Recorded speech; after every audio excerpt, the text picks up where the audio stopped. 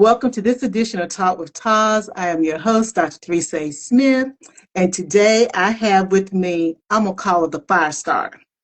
Now, you may not know what I'm talking about, but she has been starting fires in everything that she's been doing her whole life, from when she was running track to when she went to the military, when she was a little girl, and she was writing her own Star Wars stories. She was starting fires then, so I'm calling her the fire starter. She's a military veteran. She's a best-selling author. She's a real visionary because it takes a visionary to take an idea like donors and create this whole new universe that sort of mirrors the world that we're living in now, because I find it so fascinating. But she's a visionary. She's built the About Face Media platform. She's helping other artists who want to get their stories out. She's a filmmaker. She's a producer. She does it all. That's the reason I said she is a fire starter. So if you want to learn how to do this, you're in for a treat, because she's going to tell us about herself, but you're going to learn nuggets along the way. She is a sponge. She's a sponge. So when you try to figure out how can this woman do all of this, because she's a sponge. She's absorbing everything that she hears and she sees, then she runs it through her bank, and then she does it her way. So you're in for a treat. So all I'm going to say now is welcome, Omegia. Thank you for joining me on Talk with TAS. And how are you doing, girl? Hey, I'm fabulous. First of all, thank you for having me. And I don't know how to follow up with everything that you just said about me now. I don't know what to say. Now, Omegia, I'm actually Southern. I know you're in Atlanta, but you're not originally from the South. But in the South, there's this old joke I used to hear when I was a little girl. They start, I think it was about a funeral, really, but they start saying all this great stuff about a person, and the people like, let me look to see who they're talking about. Right. Well, I'm talking about you, and you deserve your flowers because you have built an industry. And my friend, who Cyrus Webb, says all the time, have you taken a moment to think about it? Do you understand the significance of what you've done? So today I want to give you your flowers, and I want others to learn at your foot or at your feet, because you have a lot of knowledge to depart to others.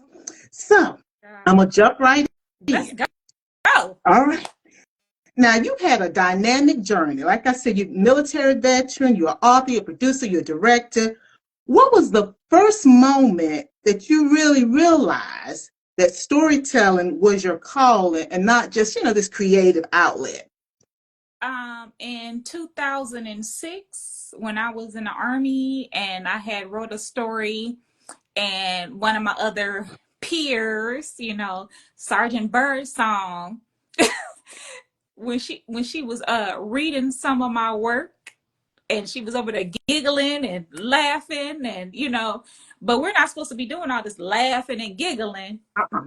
She was really into my stories then, and that ended up being the first book that I published. But to be a filmmaker, that was a whole other journey. That wasn't until the end of 2013 when I actually stepped foot on set for the very first time. Mhm. That's when I knew I was where I was supposed to be. Soon as I got on set, it just all clicked that, everything that I had been doing was leading up to that moment. Hmm. Now, I'm gonna go back, because when I was reading your bio, I was fascinated. And I don't want folks to miss anything, because everything that we do leads us to that moment. Like you said, in 2013, it clicked. But when I was reading your bio, I was like, now you was in the Air Force, then you were in the Army. And Yes. I'm like, okay, I'm a small town girl in North Carolina. We've just gone back to saying Fort Bragg. So, I know Bragg, and then, oh gosh, and then we have an Air Force base, and I can't even call the name of it now. But I grew up thinking you were either in the Air Force or you were in the Army or the Marines or whatever, but never do the two meet. So tell me, how'd you do that? Well, look, I was in the Air Force and I was military intelligence.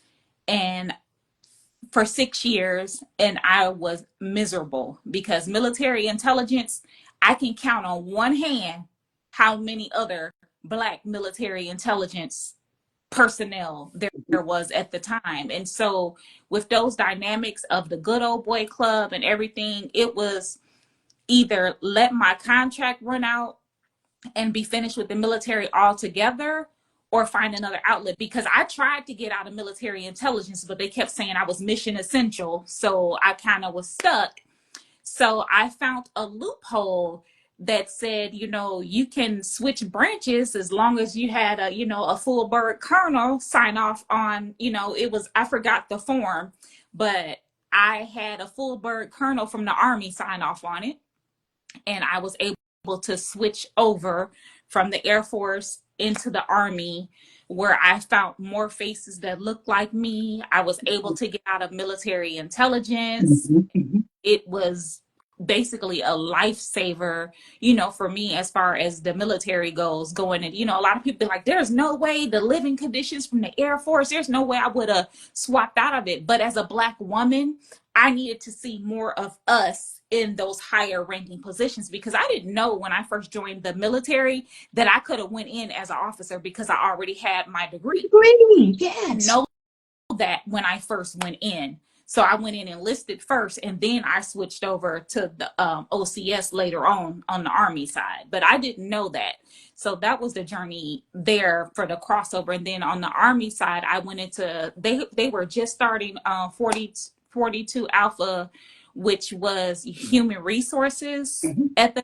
That's what I switched over into. I needed to be out of military intelligence. And it's not that I wasn't great at my job. That was not the problem. But when you're the smartest person in the room with a bunch of white men, that is a problem.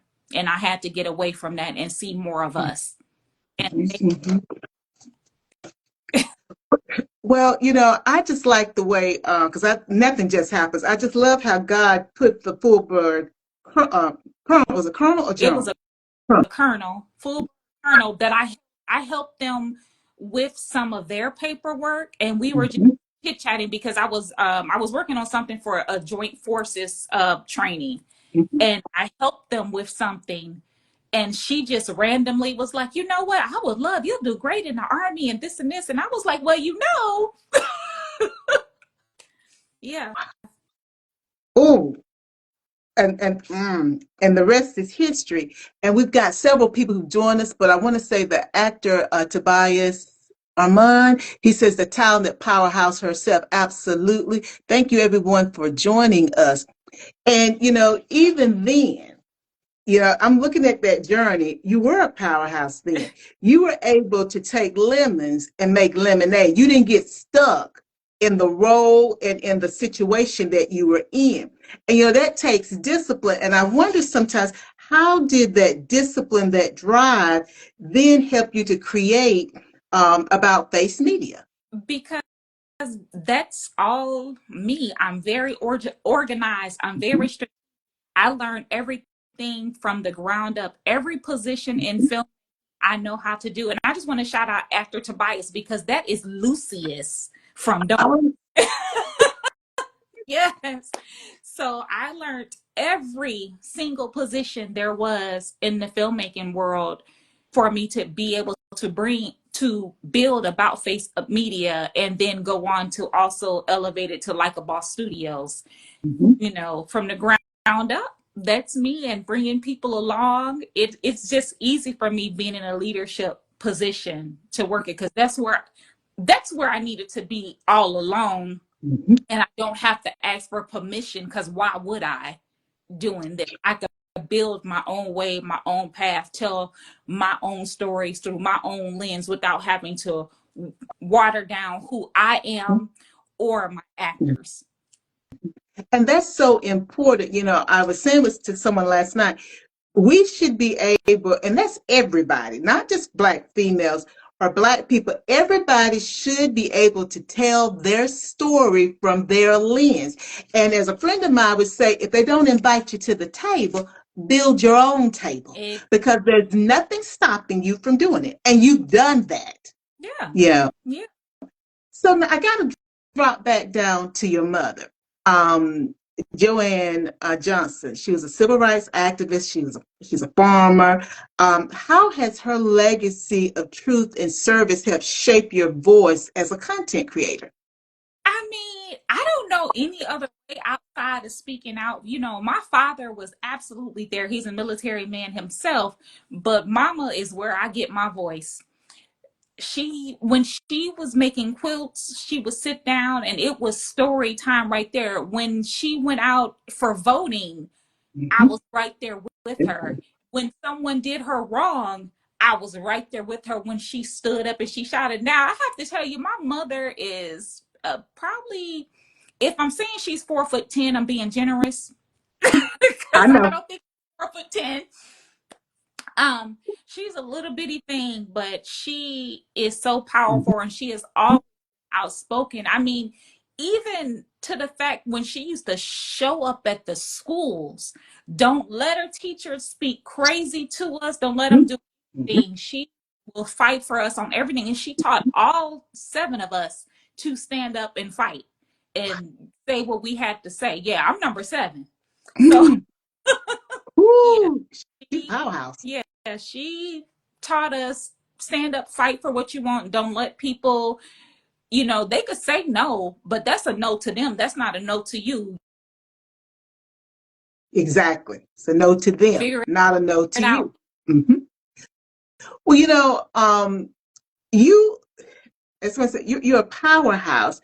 And you are unapologetically committed to telling the stories of underrepresented voices. And I know that, as you were just saying, your mother's legacy as a civil rights activist, and then, as you said, advocating for you guys when she went to school if a teacher or whomever was not speaking the correct language about her kids.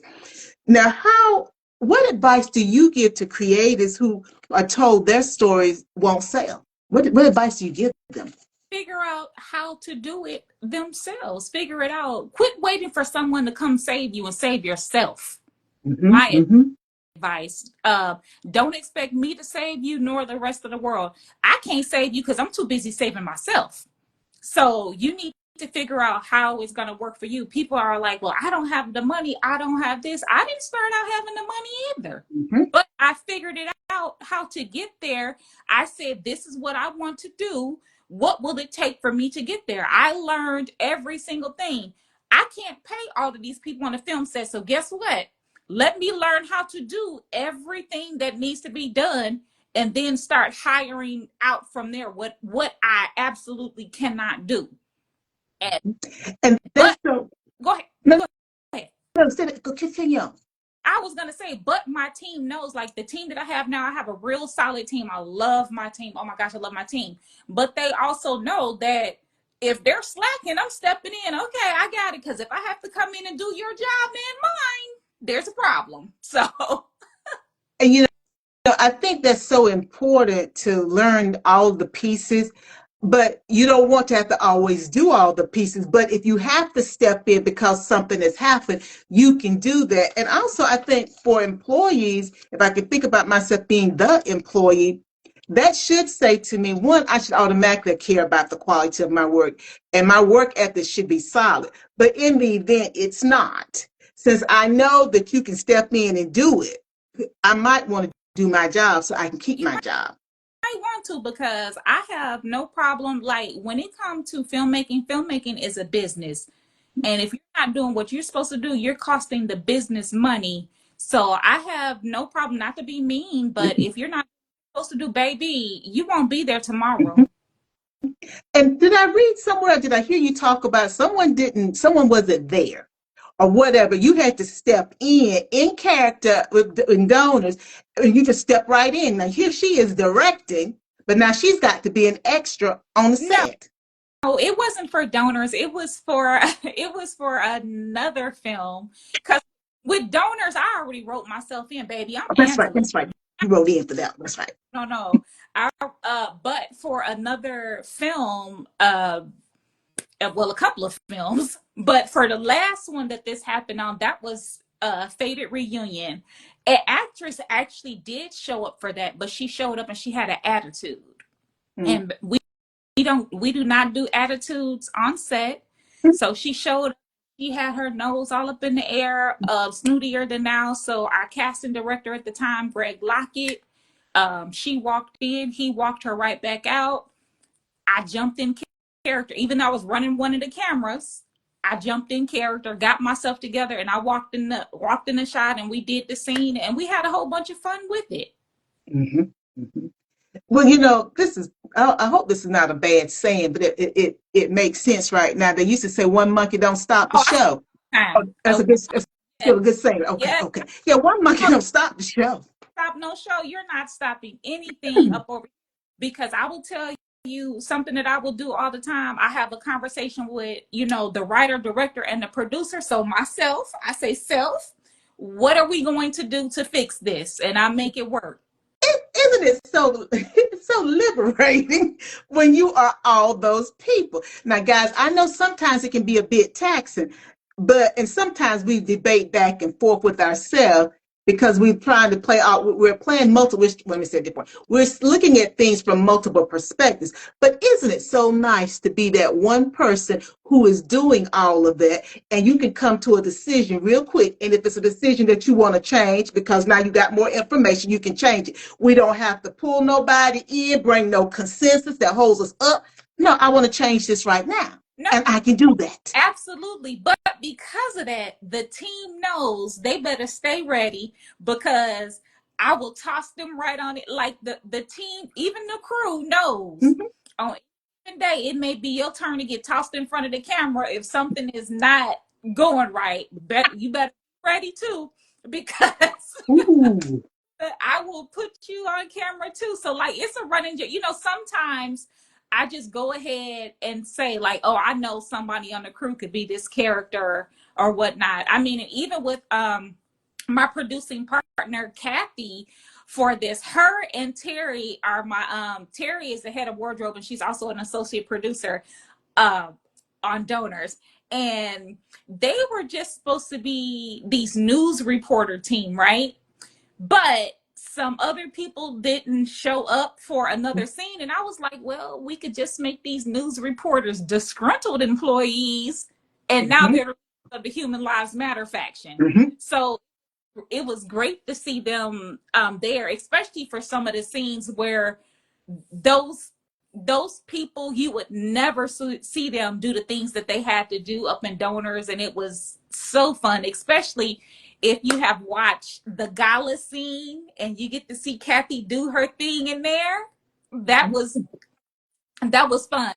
If you watch the gala scene, you'll know what I'm talking about when Kathy shows up. She Now I've seen the okay. movie, and I know what happens at the gala scene. Uh-huh. Guys, it's you can now. Someone asked me earlier. You can watch Donors on Amazon Prime. You can watch the series, and you can rent. You can watch the series, and you can watch the movie. I watched the movie. The gala scene is very important. I was very disheartened. I wasn't expecting that. It went to the left. I'm like, oh my God, I wasn't expecting that. I'm like, I'm so glad I decided not to go and visit with my girlfriend at the gala scene. But what wasn't it so wonderful? It was set up so It was. beautiful. It was beautiful, beautiful scene. Everybody was nice and They loved. were. And hey, But you mentioned that, and it was, and I just wrote down the Human Lives Matter faction. But everybody was so nice. And you see, when I was watching it, because my mother, she always taught me about music, the lyrics had to say something. So she also taught me when you watch movies, you can learn. And so I'm watching it. And let me just say, I like the cinematography. The guys look good. The women look good. I like the outfit. I'm looking at the eyes, but I'm also watching all this other stuff. And I'm like, okay, we got some hidden, well, they weren't really hidden messages. Basically, I'm going to say Donors is a world that lives beside our yeah, world. And so the same things that are happening in our society right now is happening in their society. And it was interesting to me how you wove all of that. And so I was making notes about everything that I was seeing. So I saw, go to the gala scene, guys. I can't give it away. You got to rent the movie. We go to the gala scene, and I'm invited to go. I'm not the character, but the character's invited to go. She don't go. Thank God she didn't go, because you see, it didn't turn out the way we had expected. Right. So y'all got to watch the gala scene, then come back and let us know what you thought about the gala scene. It's now on Amazon Prime. You It's can on rent it. Fossum too. Fossum is a free website. Like, Oh, yes, it is also on Fossum right now. It dropped on there last week, and it will be coming to Tubi very, very soon as well. So, yeah. you guys heard it here first now. See, I didn't know about all these other places that you can watch the movie and the series. Yes. They're dropping. They're dropping. The series is coming to Tubi sooner than you think. She said sooner than we think. And I am Thompson said I can testify to that. So there is no excuse for you not to get caught up on donors. Yeah. If you like the supernatural, there's no excuse. It's everywhere. Yeah. Everywhere. Even if you don't like supernatural, if you like drama, if you like a love story, it has all of those elements. I have, like, okay, let's say for example, my producing partner, she did not like vampires at all, but when she started reading the story several years ago, she Mhm. fell in love with the story itself. So the vampires being in there they no longer matter to her. Now they're Mhm. her favorite thing. And I tell you, I can't remember the character's name. I don't even know why she's coming up right now. But you know the character, the lady, she's a white lady that wears the wig. Tatiana. Uh, and she feeling some kind of way. I'm not all up on it, but she feeling some kind of way. And then all of the people in her, I'm gonna call it her house, Her you coven. know, her coven, they all gone now, and she feeling some kind of way.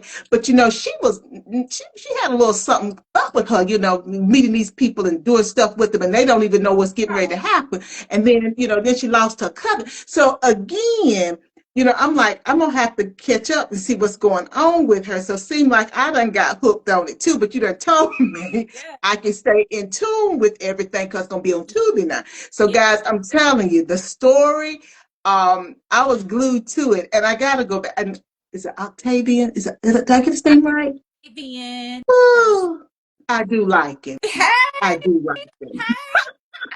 Now, He's you try, he Nyla. good looking. He good looking, and he's an honorable man Yes, or a he is. vampire. I Same thing. love I love the story of Octavian and Nyla. I just love their behind the scenes. She's so innocent and he's so worldly, but is still so cautious and makes her the center of his world.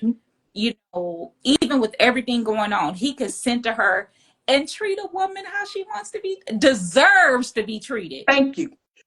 He's just not saying he's not saying the queen, she's his queen, but he is treating her like the queen that she is. And she gives him this precious gift, guys. I ain't gonna tell you what it was. She gives him this precious gift, and he recognizes that, and he honors it, and he respects it.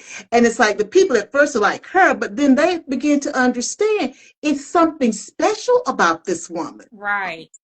Yes, Oh, yes, yes. Wanted her to God. I wanted her to be the girl next door because when you're in this world of glamour, fabulous, whatever, there's one scene in there when she's looking at the magazine and I'm on the cover of the magazine. Mm-hmm. There's that huge, contrast between her and Mm-hmm. the everyday woman. I Mm-hmm. want to show that everyday woman who's not all into the fashion. She's the girl next door. Mm-hmm. She's working. She's just trying to get by and make it while working within the system. She literally works for the donor system. Yes. And still can't, it's just a struggle for her. Well, now, since you brought up the magazine cover, now, because I did have a question, I may have misinterpreted something. Are the lady on the magazine cover, which is you, are you his ex? No, I Okay, am I'm thinking. the marketing businesswoman behind the donor system. I am the person that makes those donors commercials because you see me another time when I'm at Tatiana's coven and I'm all set up having her do a donors commercial. I'm the brand marketer. Everything you see, all those commercials for the donor system, where you see a lot more of them in the series, those Mm-hmm. commercials plays, all of the marketing, all of the drive, that's his mate. In the series, you will see who his mate is. But in the movie, when they're in his office, you see a picture of his mate up on the dresser. Okay. And Okay. that's Britney's passion. Okay. Uh, Okay. Okay. Okay. I'm gonna be going back. Look at that. Now I gotta ask one more question. Now I'm asking stuff as a fan, but this is gonna help other people. I love it. When he is talking to the lady, because I had thought about asking, then I said I won't go ask. When he's talking to, I think she's a white lady, and she's talking about we got to basically the Willie Lynch syndrome. Willie Yes. Lynch comes up. Yes. This who is this lady? Who is this lady? What is her role? Dr. Harden. She is the person who helped Create. create the donors program, because she synthesizes the blood, makes the synthetic blood that they could drink. She Okay. helped bring his creation to life. She is the person in charge of the people coming in and donating and registering for the donor system, testing their blood, making sure it's pure, all these things. She's part of that. You get more details with that, of In the course, series. in the series, but yeah, but she is wonderful. Dr. Harden, that's her name. Well, guys, that Dr. Harden, well, let me tell you also, and I'm gonna go back to my questions, but this is all part of the illusion, the how she draws you in, guys. I thought it was interesting because I rewinded a couple of times. I thought it was interesting when he was talking with her. She's kind of off to the left because I'm watching it on my television, and it seemed like he was, unless I was looking at it around, almost like he was looking in a mirror. He When is. she He's in the mirror. starts having, okay, thank you. When she starts having this dialogue, well, and I'm not going to say it exactly right. Well, can we give them a little more so Yeah. that they feel, she didn't say it this way, but they feel more important. And I thought his reaction, because I'm like, okay, he's looking in the mirror and I'm seeing the reaction. You guys got to understand, he's hundreds of years old. So it's like he hasn't forgotten that history Yeah. that he has seen and experienced. And so the way that he basically got her told or put her in her place as it related to the donor system and what she thought was not going to be, she thought it was a good suggestion, not understanding the historical implications of what she was talking about. And I was like making notes on another pad, not this pad. I'm like, oh, this is good. This is good. Yeah. He So, said, "You want me to Willie Lynch them?" mhm. Yeah. And so, guys that don't know what Willie Lynch is, y'all go back and look that up. I'm gonna jump back onto my regular questions instead of talking to her as a fan. But like I I love said, I I love enjoyed it. the movie, and I was drawn in. I'm like, Oh, this is really good. Now, you also have worked Powerhouse Productions like Black Panther, the originals, and Hidden Figures. How did those experiences help you build your own cinematic empire? well, by the time that I got to those, I was already in the works of my empire. I was just on those shows by that time in my career, just to help build funding for my stuff. So it was the earlier shows that I worked on, the originals, Vampire Diaries, Hunger Games, Mockingjay Part 2, the Divergent series. It was those that helped me dive deeper into the world building. I already had my story because, Donors was a book prior to all of this. It's been a book since 2009. And so it's its own little series, but it showed me how to flesh it out even better, because when I got on the originals and I started getting copies of those scripts, it showed me how to write those scripts and be strong and bring out all this extra energy that you need for the stories to really unfold. That's where I call it, that's where I learned from the School of Hard Knocks from there. Oh, and The Walking Dead. I was on there for several seasons too. So it was those well before we got to Selma, Hidden Figures, Black Panther. It was way before those. Those I Amiga, as was I experiencing the money. and that's always important. Yes, I needed Always important. films. Yeah. You know, um, you tackle those uncomfortable truths head on, and you do it with such style, such grace. And I just want to, publicly thank you for doing that, because if we don't discuss our history, we are doomed to repeat it. Yes. And Yeah. Thank I applaud you for doing that. If someone was watching us today and they're stuck in this loop of fear of failure, rejection, or being, oh, I can't be that different, what's the one mindset shift that you would share to help them break through all of, I'm going to call it that noise that's kind of holding them captive? people gonna talk anyway. They gonna talk whether you do or you don't. So you may as well do it. They're gonna talk no matter what you do. They talk about you when you're broke, and they talk about you when you have money. So I'd rather have money, and they can talk about me, and they can say, "Ooh, she doing too much. She doing this." But yeah. I mean, we're going to talk Hey, offline. And I you just blessed me with that one, because I have said that, and thank you for saying that. They gonna talk about you whether you're broke. They gonna talk about you if you got money. They gonna talk about if you did a good job, if you did a bad job. They gonna talk. So let them talk and break free of the shackles that are holding you back. You yeah. heard it from my guest, Omegia Keeys. Amiga, this has been wonderful. I don't know where the time has gotten to. Please let the audience know how they can keep up with you, and again, tell them where they can find Donors, the movie, and the series. Hey, you can follow me on at Omegia Keys, of course. You can follow Like a Boss Studios as well. And you can watch Donors on Amazon. Fossum, which is just like Tubi, it's free TV. You don't have to log in or do anything like that. I like to tell people how to do it because a lot of people haven't heard of it, but it is very big. You can watch it on there, and we are coming soon to Tubi, baby.